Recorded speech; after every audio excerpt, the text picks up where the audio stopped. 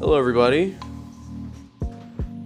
David from John Tachi's ah-beetz here, back at it again with another video. More or less a tutorial, not exactly a tutorial, but I am just going to walk you through my process, my dough process here. Here right now, taking my flour, my all trumps, my whole wheat, stone ground whole wheat, my 00, and I got my Petra 102, and I'm sort of just kind of making sure all the brands and all the wheat and flour is kind of sifted into each other. Make sure there's not like certain strands of whole wheat and certain strands of I just want to make sure everything is the way that it's supposed to be.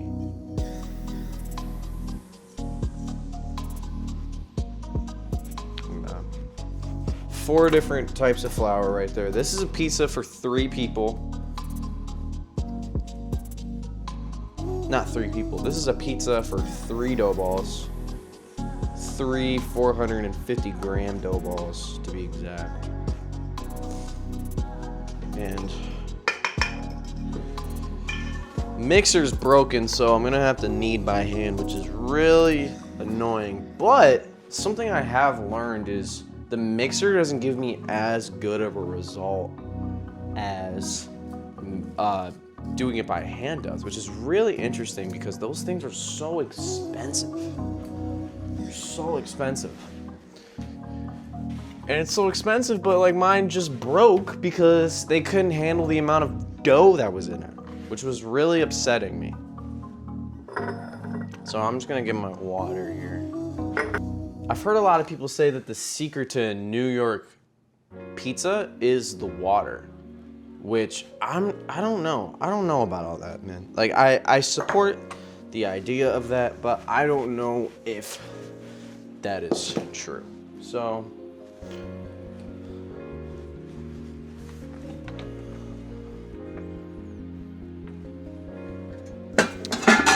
not gonna lie, this is the only thing I can find right now. So I'm just gonna put this in this big pot because that's all I have right now. At least at the moment, because I gotta go kind of quick before the water gets to the temperature that I don't want it to get at.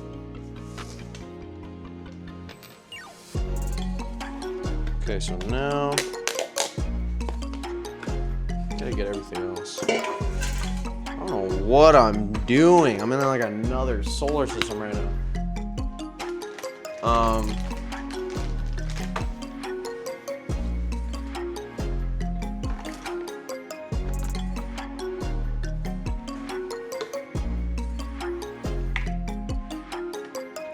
So usually what I like to do when I'm making my dough is I like to get the ingredients first out and then the water last, so the temperature that I put it at doesn't like mess up or anything. But it looks like I already kind of messed it up, so I'm just gonna roll with it. I'm doing about 8 grams.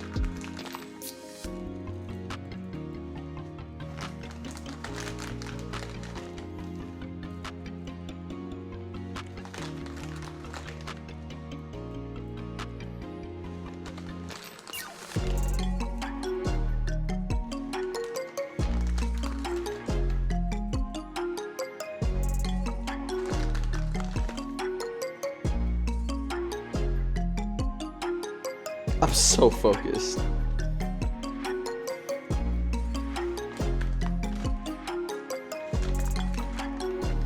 This is very coarse, so I'm gonna kind of like smash it down a little bit to get it a little bit finer.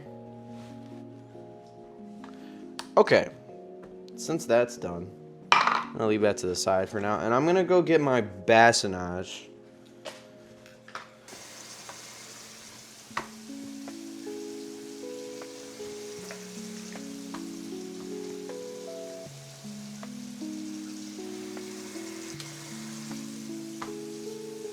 There we go. All right, let's check the temperature of that. If you're not taking the temperature of the water as you're going, what are you doing? What are you doing? So that's about 66. I'm kind of looking for a little bit less than that, but it's all right. I'm working with a temperature in the room of about 65, just so it's cold enough, and then when I'm done, I'm gonna boost it up to 73 so I can get to the exact temperature I want. So now what I'm gonna do is I'm gonna get the most important ingredient, which is the biga, and I'm gonna cut it up right after I get another thing that I totally forgot about because I'm an idiot,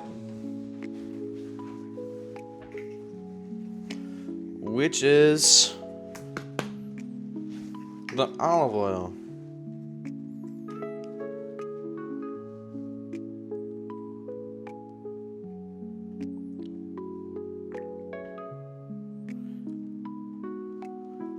Here's the thing, a lot of places in New Haven, which is the style I'm going for, they don't put olive oil in their pizza dough. But due to the oven that I have, the uni oven that I have, it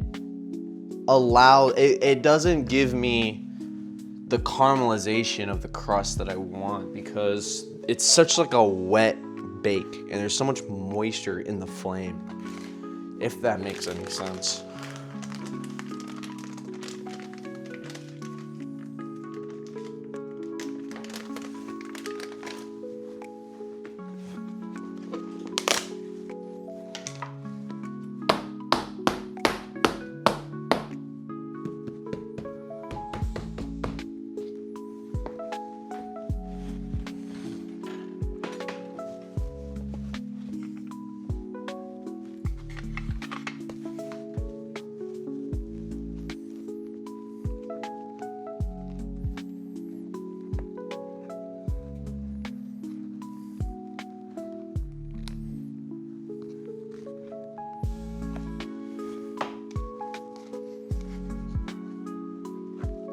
Here we go. Here's my biga. I'm gonna cut it up to a couple small pieces. I'm gonna cut it up into a couple small pieces.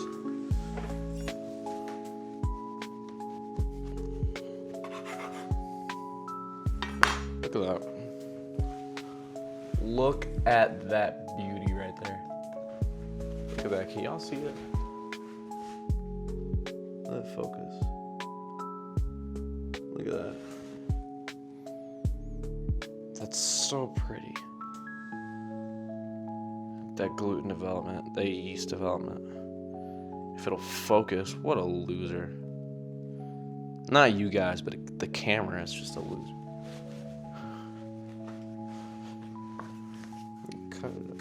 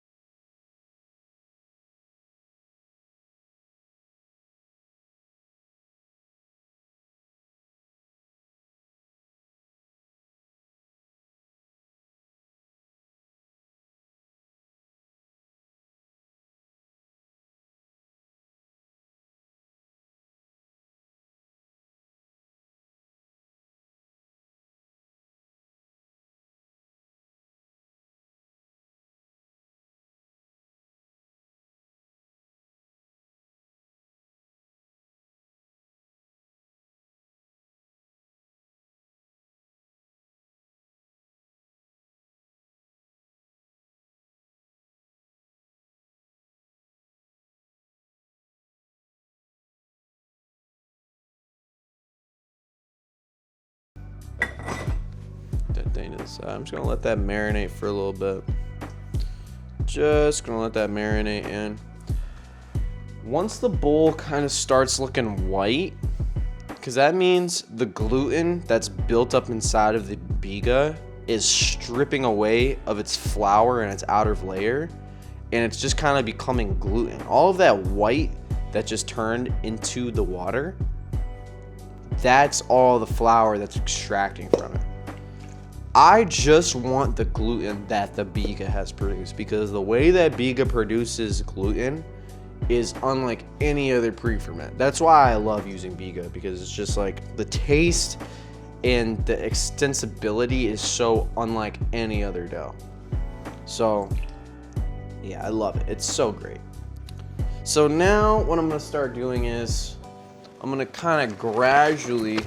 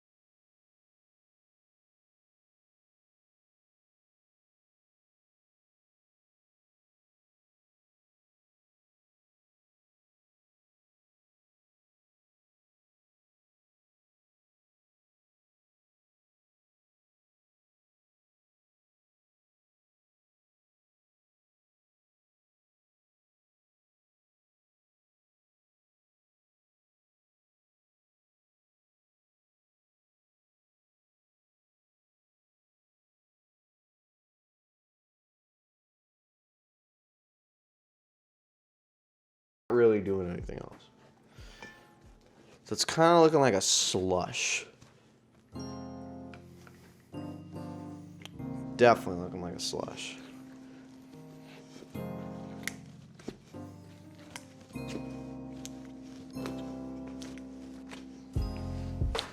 Don't worry about all this muck that gets on your hands. It'll come out as you're going. So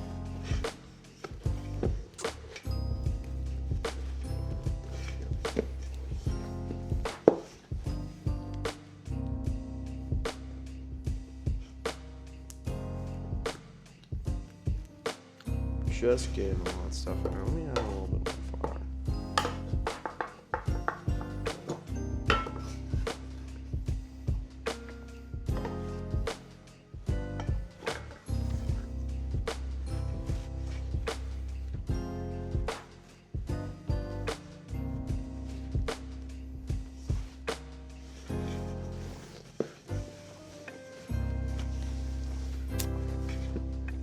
Now it's starting to build.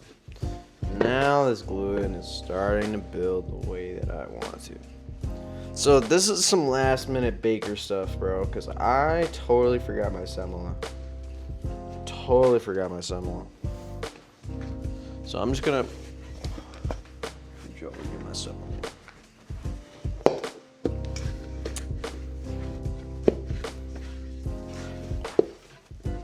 Bro, it's completely stuck to my hands. But as you keep on kneading, it won't be stuck to your hands anymore. as you keep on kneading, you won't be stuck. So now, since there's only a little bit left, I'm gonna add my remaining flour. I got a little bit more in there, but that is for later, so.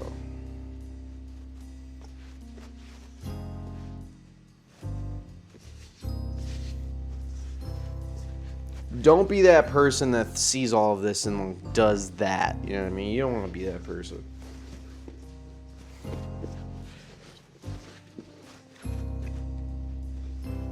I'd be thinking, oh, my measurements are completely ruined because of all that muck I put on my fingers. That's like half the dough in your fingers. It is like half the dough in your fingers, but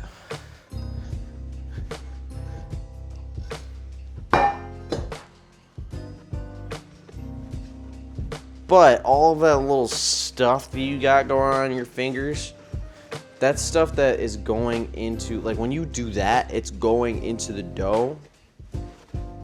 And that's what you're feeding your friends and family. You don't want to do that.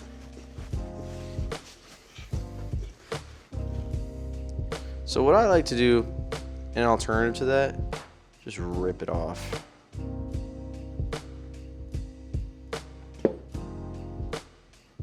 Just rip it off.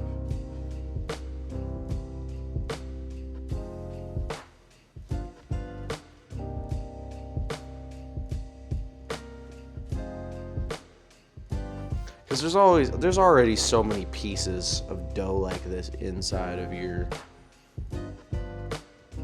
There's already so many pieces of like flours and water stuck to your fingers like this that's present in the dough already. So, like pieces like this is fine. This is fine. Just keep on kneading, keep on kneading.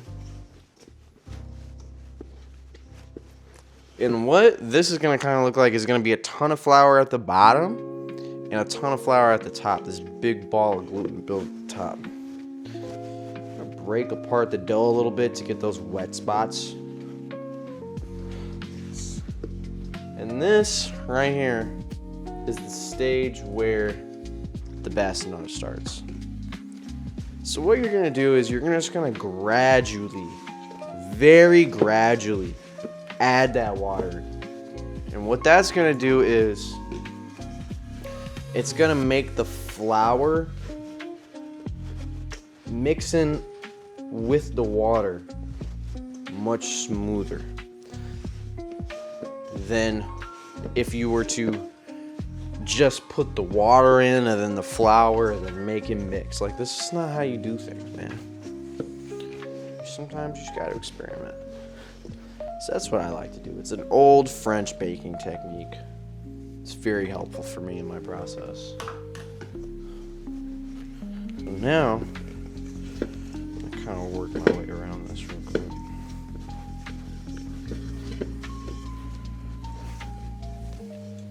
So now,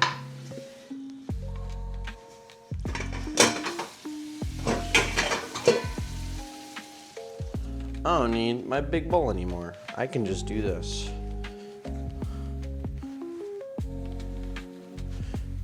One way I like to do it, which is a way that Chef Leo taught me, is this. You're gonna roll a little bit, and then find the line, and then roll again.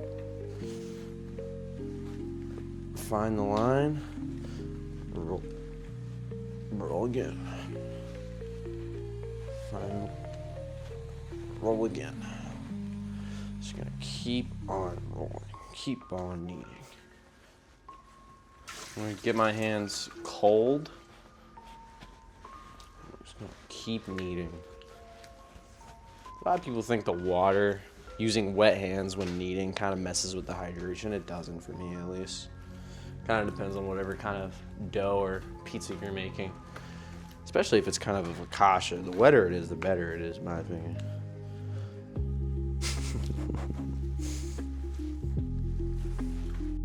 Fresh squeeze, tangerine dreams, I'm sliding. Stocks up, dashboard digital, I'm gliding. Organic plates, salmon over quinoa. Keep it authentic. So the dough is looking a little bit shaggy right now. What I'm gonna do, I'm just gonna put a bowl over it and let it rest for about 5 to 10 minutes. And then I'm gonna continue kneading. What I wanna do, I'm gonna add a little bit of layer of cold water over it so it doesn't mess with the temperature. All right, guys.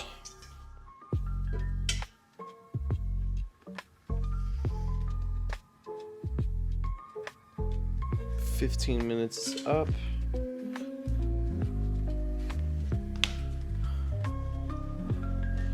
So now, what I'm gonna do,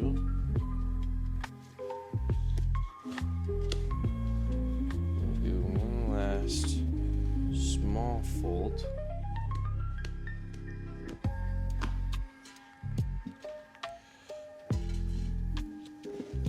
Now I'm gonna get some of the stuff out so I can prepare to roll these into big balls.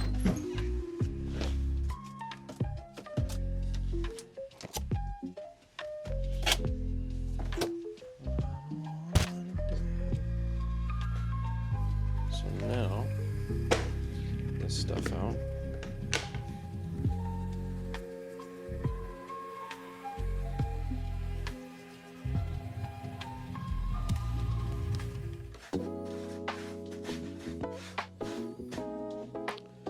So the reason I use a wooden proofing container instead of plastic or metal, what the wood does is it sucks out the moisture from the bottom of the pizza dough.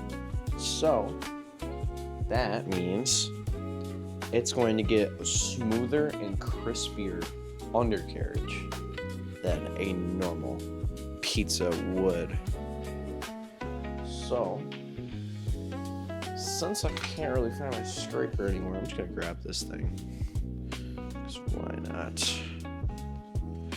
These into a bunch of little. I generally, when I am making my dough balls, I don't really like to get a lot of like small little pieces just so I can get the measurements right. Because I know this is going to be about like 4. See, I don't like these little small things. These little small pieces of dough. Doesn't make me happy. But I guess I'm just gonna have to work with it. So now I'm just gonna kind of put it there like that. Then I'm just gonna kind of let that sit there for 5 minutes or so.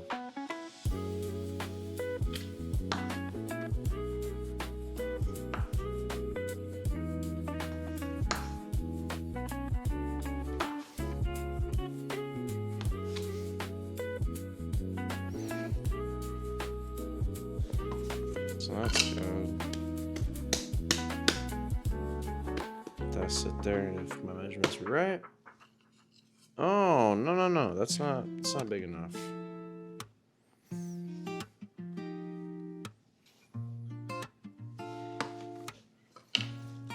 Cut that out. Pretend I was right. So now that these are, I'm gonna let that sit for just about 5 minutes or so.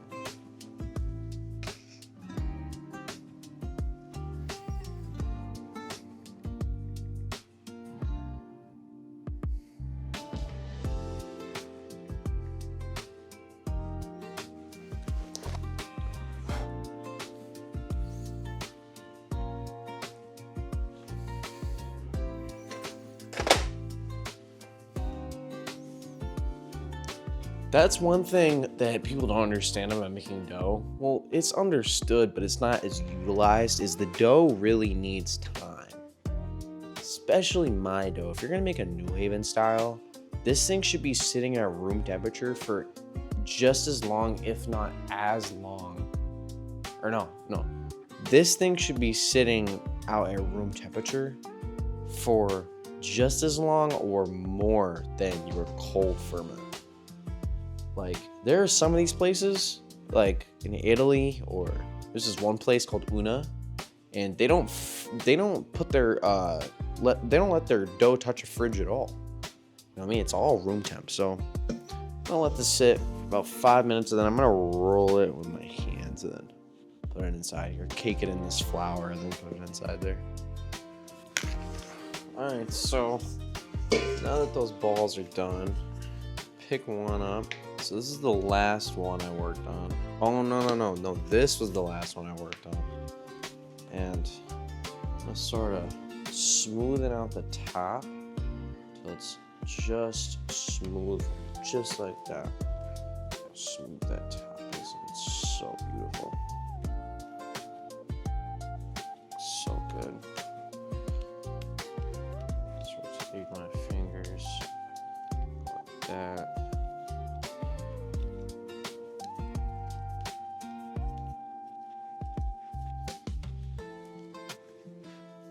You know, I've been doing this a while and my fingers still get so tired doing this. So tired doing this. And now, I got myself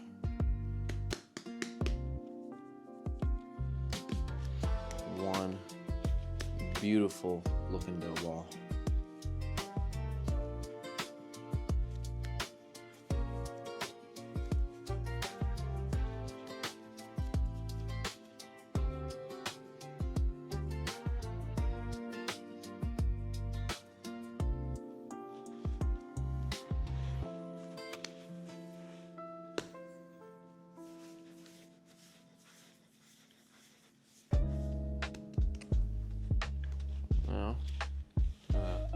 Smooth on the bottom, smoother on the top. I mean, come on, that looks beautiful. So now I'm just gonna get that thing in here, cake it on that. Now, I'll let that sit in here for a while.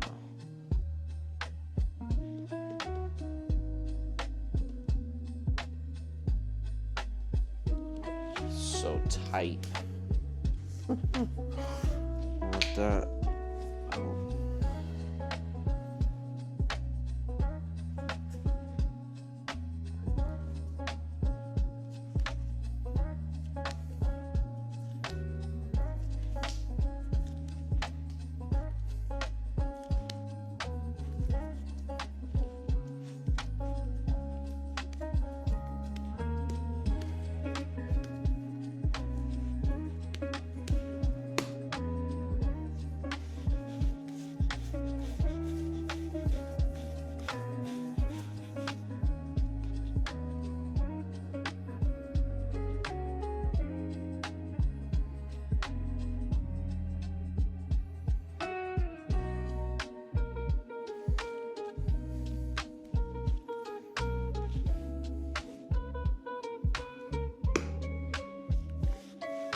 Rolling these babies out.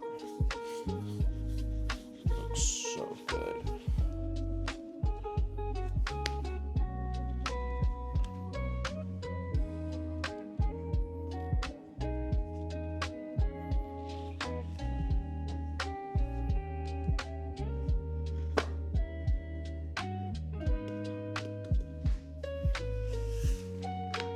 This is the last one.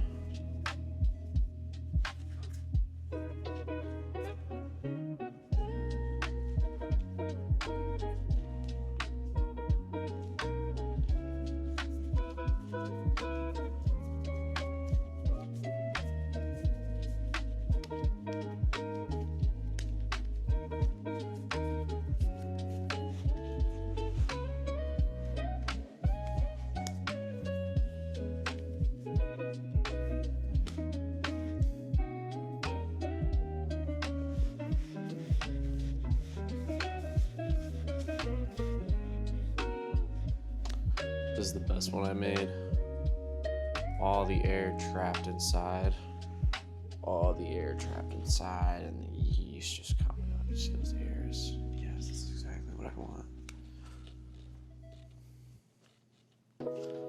Getting better every day. Getting better every day.